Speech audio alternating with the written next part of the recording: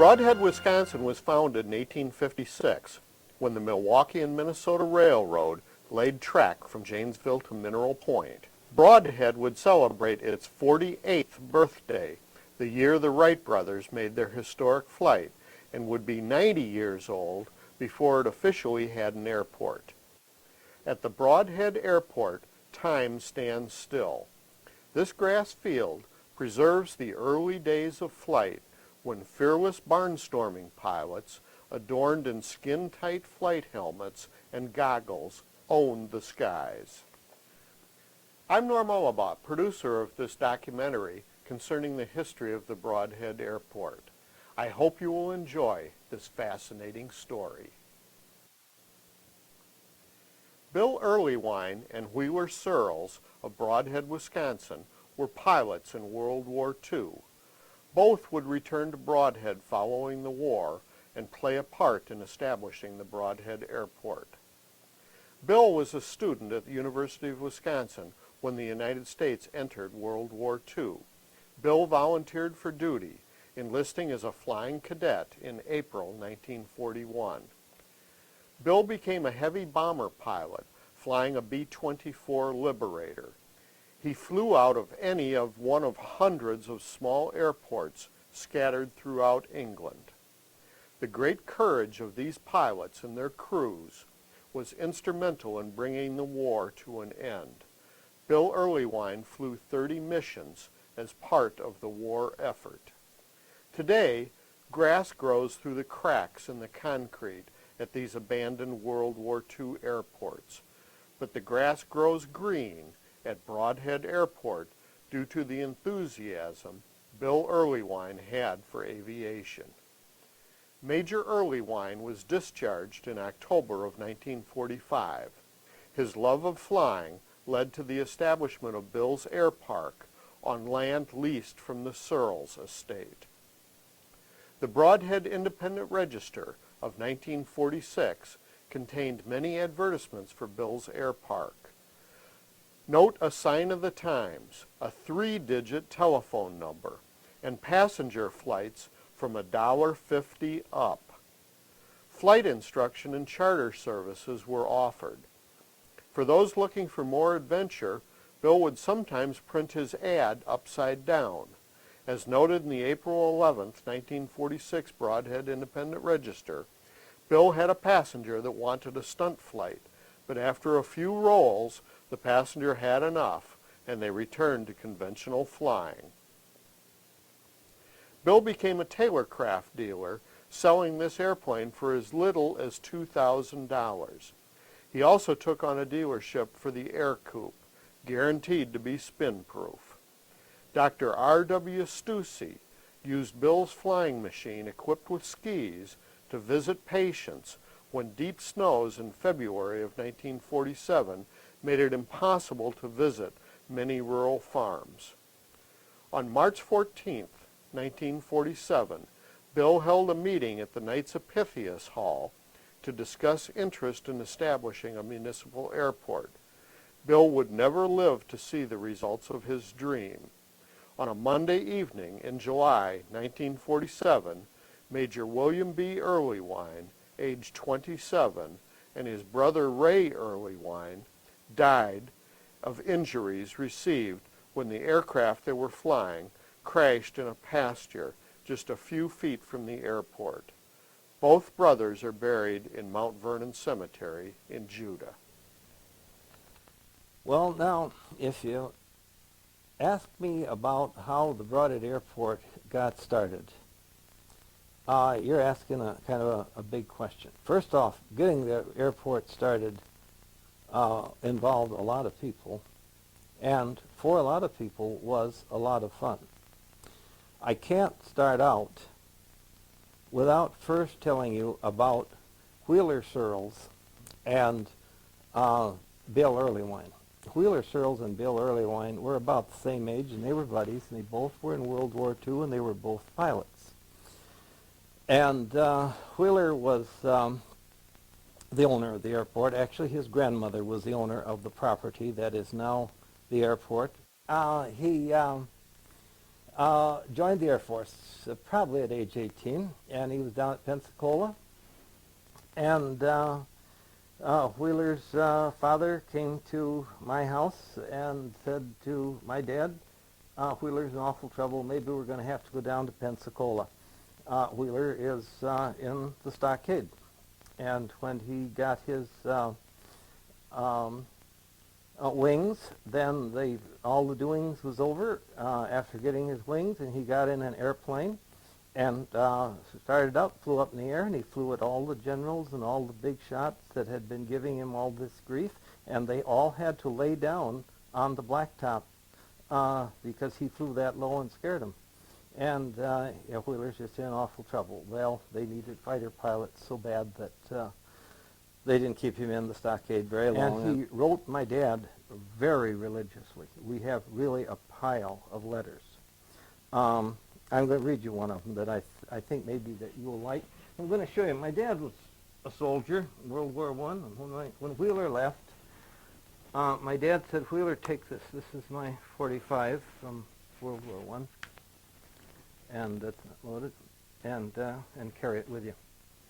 And so Wheeler carried that through the invasion.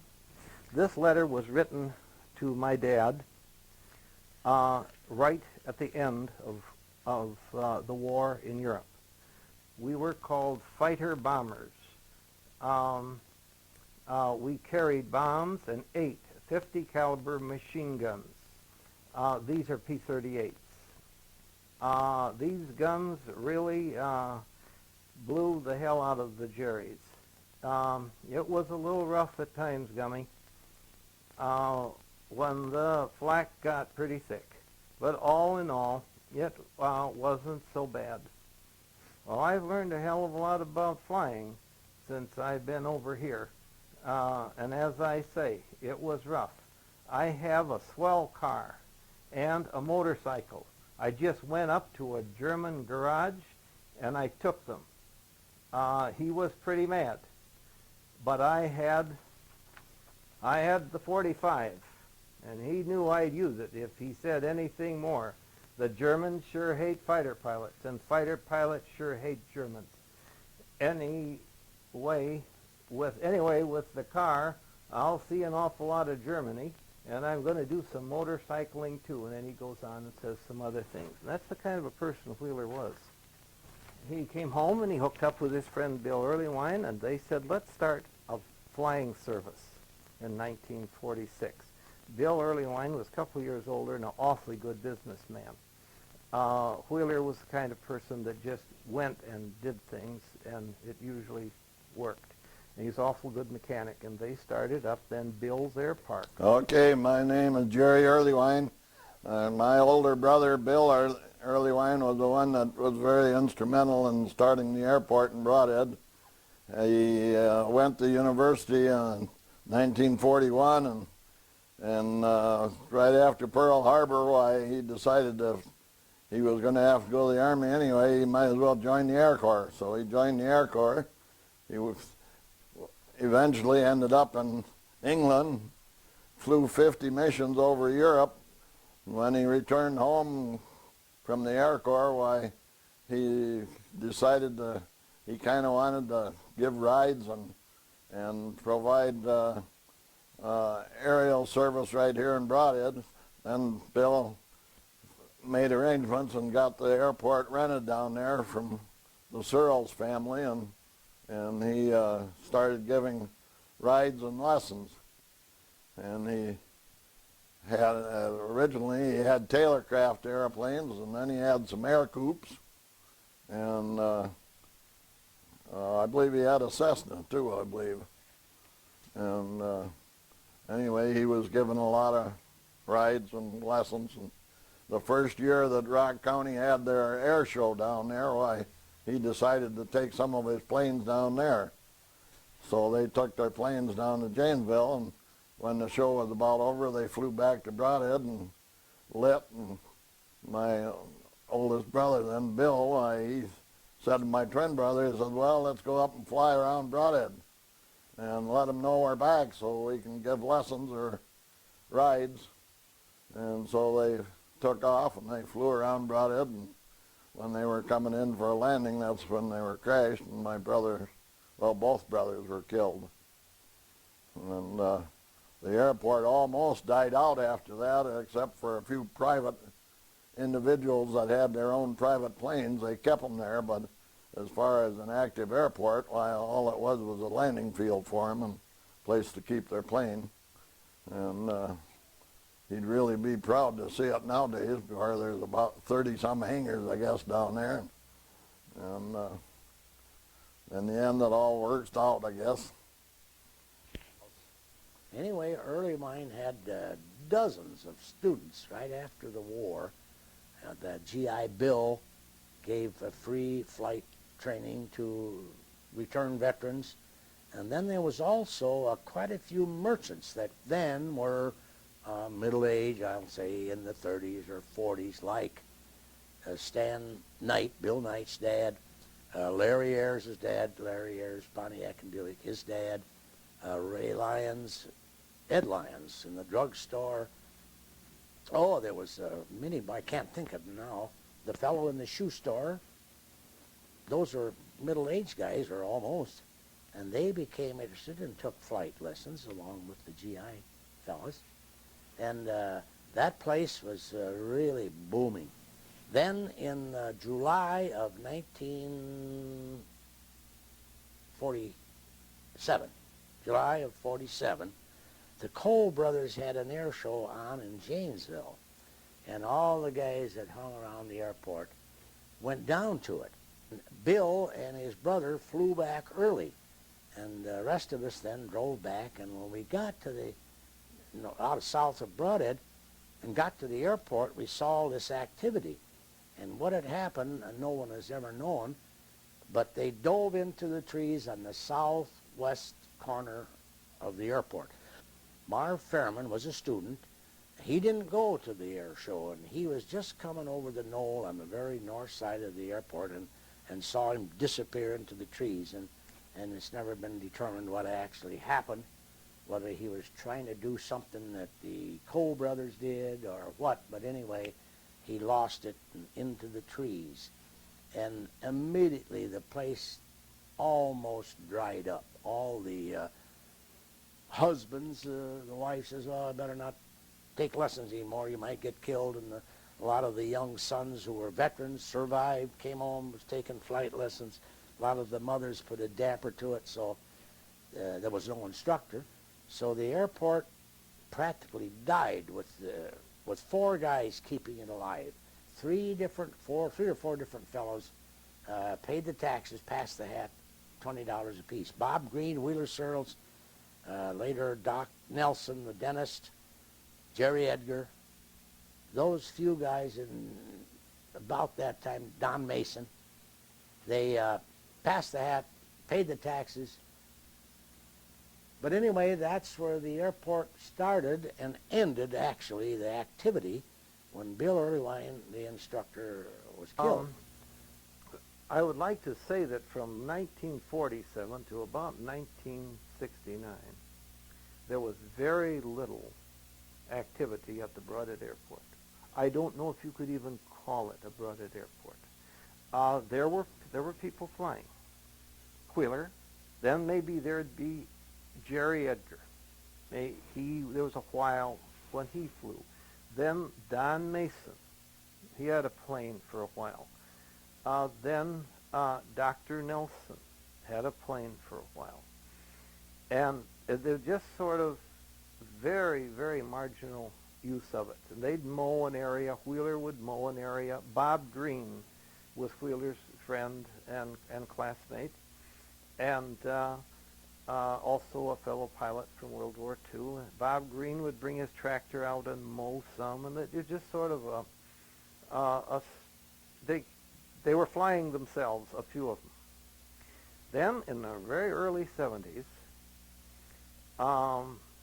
Dick Whedon and Bill Knight and quite a number of people became interested in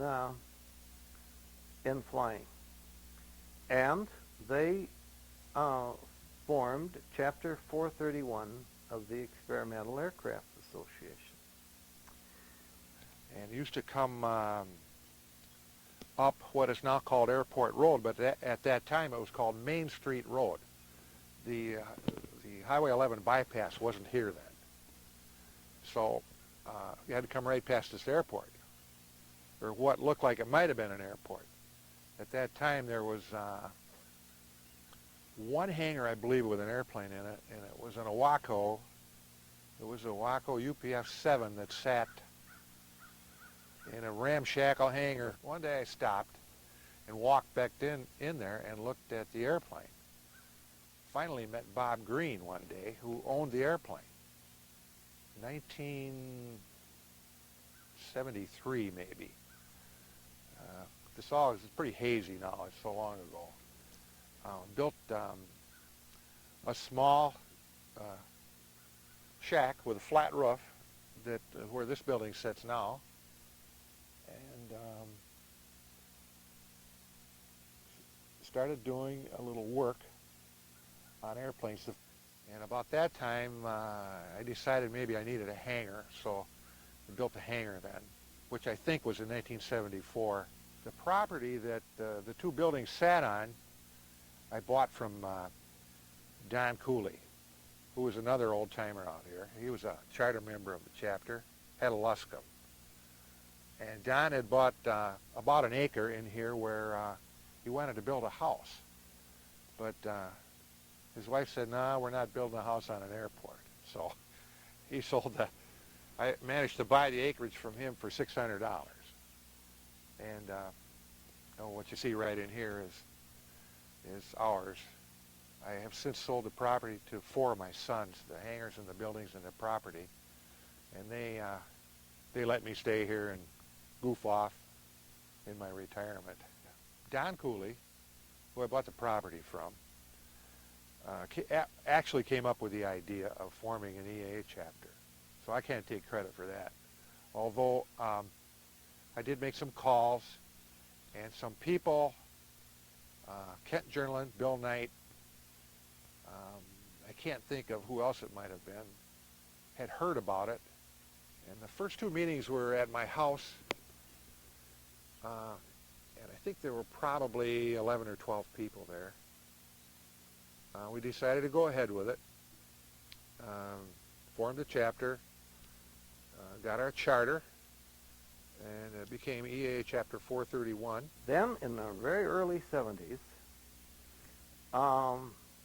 Dick Whedon and Bill Knight and quite a number of people became interested in flying.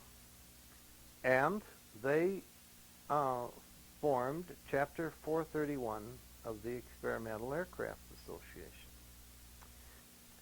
And also, about that time, Wheeler got sick with cancer. And it was terminal. Now, the people in Chapter 431 that crafted the lease with Wheeler, and Wheeler helped make it too, were very wise. It was I wish I had a copy here. I guess you don't want to take time to look at it anyway, but it was a very well-written lease, and it, on top of everything else, it gave Chapter 431 the right to buy it, and it stated the price. Well, Wheeler died, and the lease was continued by his daughter and the executor of his estate, who was Ray Hum. I had a hangar out there, old hangar. It's the chapter hangar now, by the way. And back of the hangar, my wife and I had a fire ring. And we had 4 children, and we quite often on a summer night had a fire there after flying. Well, around that fire ring is where the idea of this purchase of this airport happened. And thanks to Gumbar, when he first came to the meeting, he says, you know, this is for sale, we should buy it. And we all laughed, I included. And as I recall, Vern Kniezel was the secretary then, secretary and treasurer, and I think we had $19 in the treasury, stamp money. And everybody laughed. Well, Frank, how are we going to buy an airport with stamp money? 300 an acre, 80 acres. And he said, you come back the next meeting. I got a plan. I'll explain it next meeting. And he did. And what he did was sent out an exploratory letter. We had then something like, somewhere between 75 or 85 members. And he sent a letter out to all the members. And here's the plan. How many shares will you buy at $100 a share and to buy the airport? And these exploratory letters came back right and left. I'll take, like, the young guys that had house payments or whatever, maybe 3 or 5 shares, and some of them 10 shares. And Ed Dish was one of Earlywine's students at Albany, a wealthy farmer. And he wrote a letter, he said, I'll take 40 shares. P.S. If you need more, come and see me. And anyway, Gumbar got to adding up these pledges from the exploratory letter. And I think it totaled 24,000. So then again, Frank is on the ball. And Frank says, now, if we buy with our surplus monies that other 1,300 feet. So anyway, we bought 300 feet wide by 1,300 feet. And that gave us a runway then of 3,200 or 3,400 feet. And that's why we've got, how we happen to come by the third runway. In the Brodhead Independent Register of Thursday, November 27, 1975, an article reported that a group of pilots and aviation enthusiasts have incorporated to buy the Brodhead Airport facilities from Arthur Searles and Judy Searles Baldwin. Pictured here from left, reading clockwise, are Judy Searles Baldwin, Dan Baldwin, Lee Buchanan, Bill Knight, Kent Jornaline, Bob Reese, Dan Wichelt, Francis Gumbar, and attorney Ronald Brown. With the additional land, an east-west runway was constructed. In these photos, we see farm equipment from the Batisher family, which was used to build the new runway. With the purchase of the airport land, a chapter building was constructed. On Saturday, September 10, 1988, EAA Chapter 431 held a dedication ceremony to dedicate their new chapter building. In this photo from the dedication ceremony are shown Tim Earlywine, brother of Bob Earlywine, Oliver Earlywine, Betty Earlywine, Gerald Earlywine, and Dick Whedon. Dick Whedon also presented a plaque to the Batisher family for their contributions to the chapter building and also to the Brodhead Airport. Now, with Chapter 431 in existence, the Brodhead Airport grew, and it grew, and it grew.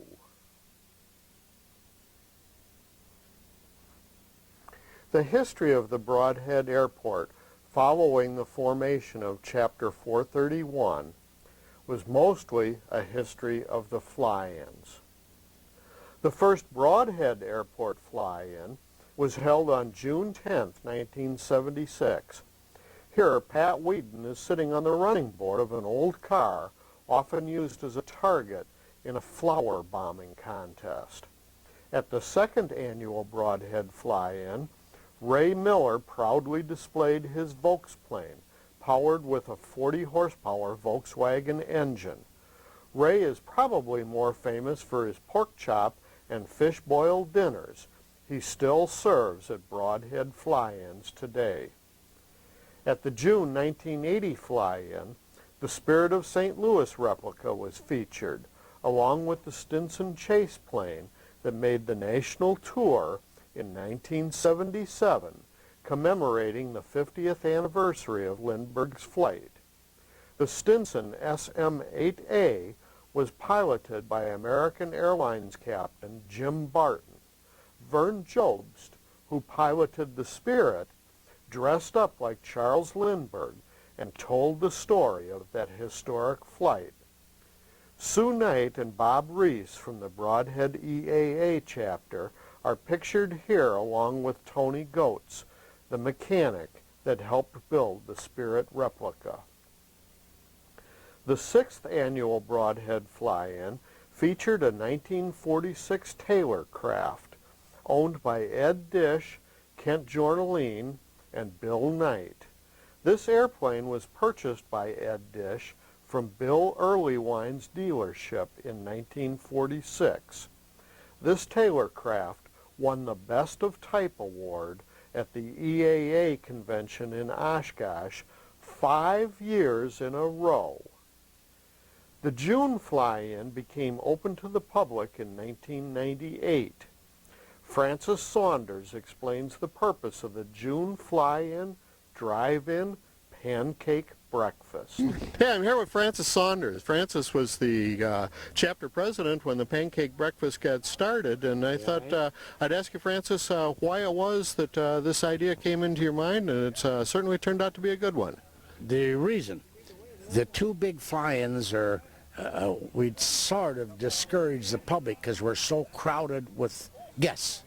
The Pete and Pole fly-in and the antique fly-in.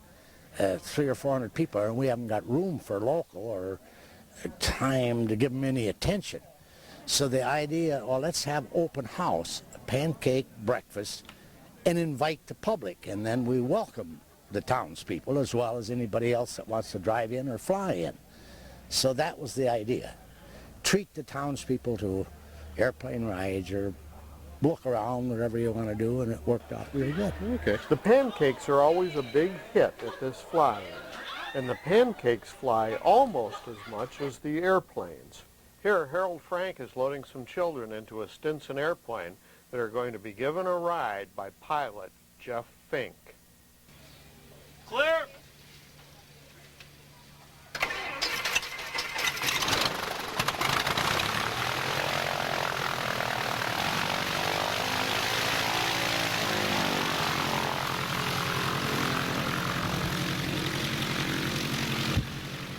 Those kids must have wanted more, because when Jeff landed the Stinson, he quickly turned around and headed back to the runway. I imagine those children were hollering, "Jeff, let's do it again."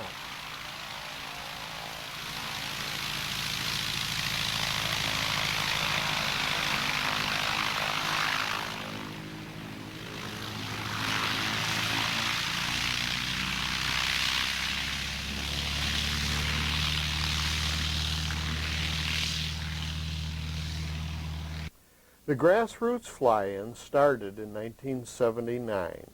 This 1929 Spartan, owned by Ed Wagner of Plymouth, was a big hit at the 1980 fly-in. Dick's machine was one of 3 of these type still flying.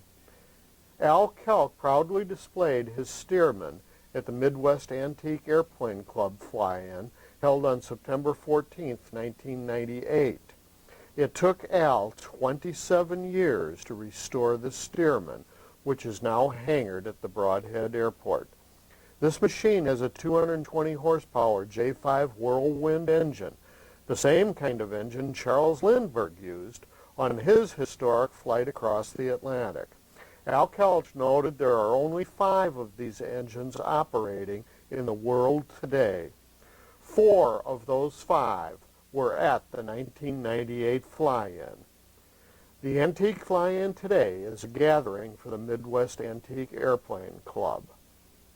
In 1976, Francis Saunders, Dick Whedon, and Don Buckman decided to have a fly-in for Pete and Pole owners. Bernard H. Pete and Pole designed his airplane using a Model T engine. Bernard had only an 8th grade education. Aeronautical engineers of the time said it could not be done. But today, Bernard Pete and Pole is credited with producing the first really successful 2-seater airplane powered by an inexpensive and readily available automobile engine. The group from Brodhead wanted to have the fly-in at Cherry Grove, Minnesota, where Bernard lived. Bernard wrote a letter indicating his health was not very good, and the field at Cherry Grove was very small. So the Pete and Pole fly-ins were held at the Brodhead Airport. At the second annual Pete and Pole fly-in, held in 1977, Mr. and Mrs. Pete and Pole were the guests of honor. At the 1995 fly-in, a DC-3 landed at Brodhead Airport to drop off a passenger who was interested in attending the Pete and Pole gathering that year. This DC-3, with a wingspan of 100 feet, was probably the largest airplane to ever land at Brodhead Airport. The Brodhead Airport always had Pete and Pole enthusiasts. Ted Davis, Dick Whedon, and Francis Saunders won the prestigious National Wright Brothers Award in 1989 for the Pete and Pole they built. Pictured here are Ted and Dick with the award. Here, a Ford Model T engine is being fired up for the first time on a brand new Pete and Pole project.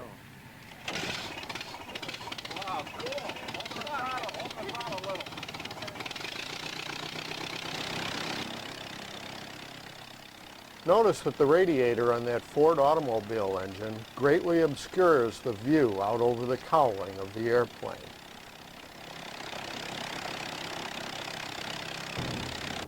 Many Pete and Poles built today use a Corvair engine or the old reliable Continental, eliminating the radiator from obscuring the view.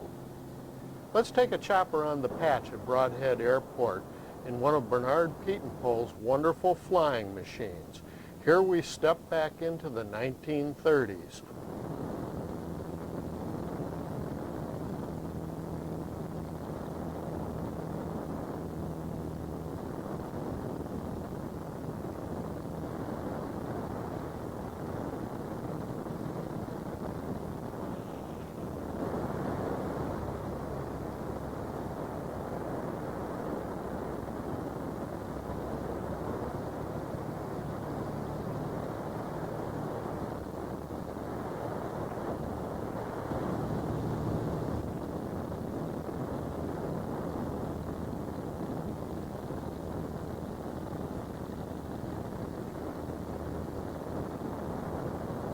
The ever-popular and sometimes annual Chile fly-in is held in February. No, it's not always necessary to put chains on your propeller, but a good set of skis would help.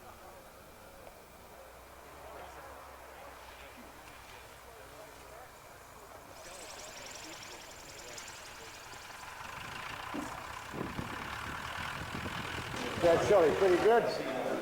Excellent. Excellent.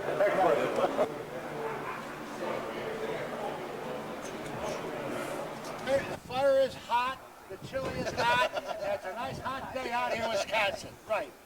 It's a wonderful place. Hey, contact and throttle is open.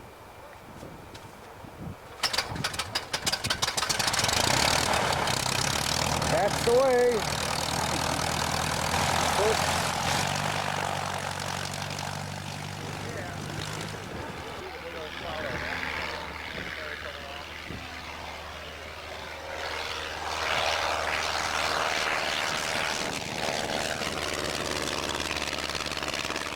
The Australian aerobatic team was assigned to the Brodhead Airport to practice for the 10th World Aerobatic Competition held in Oshkosh, Wisconsin in August of 1980. The team really enjoyed their stay in Brodhead. Bill Waterton, team member, said, "Things are always falling off our airplanes, but Dick Whedon is always there to put them back on again." 2 or 3 of them would take off in formation. As soon as they broke ground, they would go inverted and fly over to the box inverted, which was 3 or 4 miles east of the field here. And they'd come back the same way, upside down, and fly the pattern upside down, and then just as after they turned final, they would all flip right side up and land, and we got quite a charge out of that. Our kids from the time they were young kind of grew at the airport, and several of the neighbor children did. John Aulabaugh and Ted Davis, they hung around our house, so they followed Dick out here too. And especially the year that the Australian aerobatic team was here, I didn't see them for 6 weeks. They camped out, we picnicked out here, and they just didn't want to come home at all. Steve Whitman, designer of the popular Tailwind aircraft, was the guest speaker at a Brodhead Chapter 431 meeting in 1978. Pictured here left to right are Bill Knight, Dick Whedon, Steve Whitman, Frank Gumbar, and Archie Henkelman. Steve was also a famous airplane racer. Here is Steve's racing certificate from 1928. Note the chairman's signature, Orville Wright. We were all poor then, and we weren't wealthy, and we were all interested in flying, and we wanted to fly and have fun at our airport, and it really was fun. It was, I mean, even if you didn't care too much about flying, just the camaraderie of being out there was enough to keep a lot of people just really, really happy. And some of our best members didn't have planes or fly. We dreamed, though, that there would be those hangars. In fact, Bill Knight and I and Francis Saunders, and well, I can't name all the people, we laid out a plan for how that airport was going to grow, and we are seeing it now. Camaraderie. That's the nice thing about flying, and that's the nice thing about that airport. For us older people to look back and say what a wonderful time we have, but we need to get youth involved, and it's hard to get youth involved in aviation because of the expense today. The EA's Young Eagle program hopefully has introduced thousands and thousands and thousands of youth to general aviation, light aircraft, and hopefully that'll have an impact, although it's, again, like I said, very difficult for youth, I think, to break in if they don't have a family member or somebody that's involved in aviation to help them along. It's just one of the things we have to work on, and one of the great things about an airport like this is there isn't a fence around it. You still can come out and drive up and look at an airplane. You can hopefully talk to the owner before you take your kids around, or you go around to touch the airplane or look in it. But almost everybody here is more than welcome, or more than happy to welcome you to the airport and let you look over the airplane to answer questions. And I know there's a lot of rides given to adults, not just children. So hopefully we can maintain that aspect of general aviation at small airports like this, and get more people involved in the future, youth involved in the future, and be able to exercise our freedom of flight. And it's a wonderful freedom. If you haven't flown, I would strongly suggest anybody that would see this, take some time and find a small airport and go out and get acquainted. And most of the small airports will have people that would be more than willing to answer questions and maybe even take you for a ride.